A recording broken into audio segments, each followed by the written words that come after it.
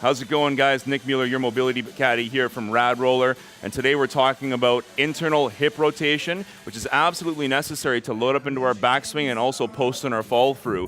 One of my favorite techniques and favorite tools to help restore internal hip rotation is the pin and hold technique with the Rad Round. Let's take the Rad Round and place it in the meaty tissue here on the hip.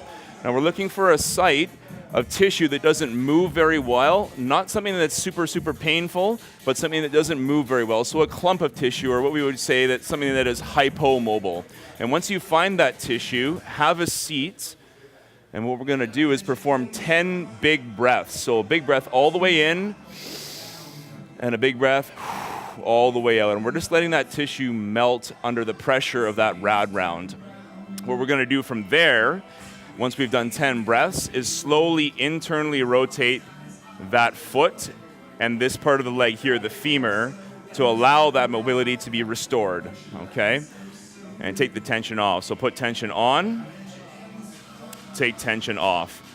And we'll do about 10 reps here on both left and right legs. So have a seat, find tissue that doesn't move very well, 10 deep breaths on both hips, go back over onto that hip, and perform 10 internal hip rotations. Okay guys, this is part 2 of restoring internal hip range of motion. So the most important thing that we're doing when we're trying to restore mobility is with the self-myofascial release, with our Rad tools, whether it's the Atom, the Round, the Block, whatever it might be, is that we're opening up a window of opportunity to change the way our body moves. The tools provide a mechanical stimulus. We want to go ahead and reinforce that so that our nervous system learns by producing the movement that we're trying to restore.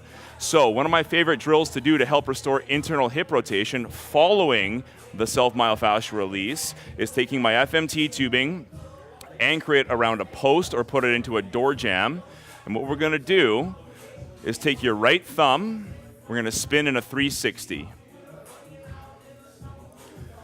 Now as you can see, this band is helping me, it's assisting me into internal hip range of motion on my left hip here. So if I can't get there, I'm gonna need something to help me, and this is what this band is doing.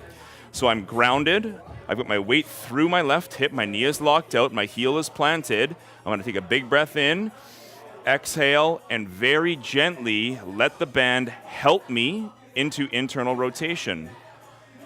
And then back it off and produce that again.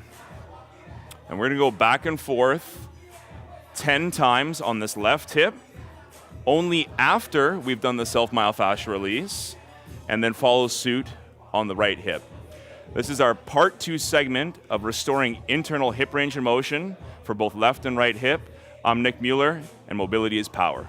For more information, visit radroller.com. For more video tutorials, check out our YouTube page at youtube.com/radroller.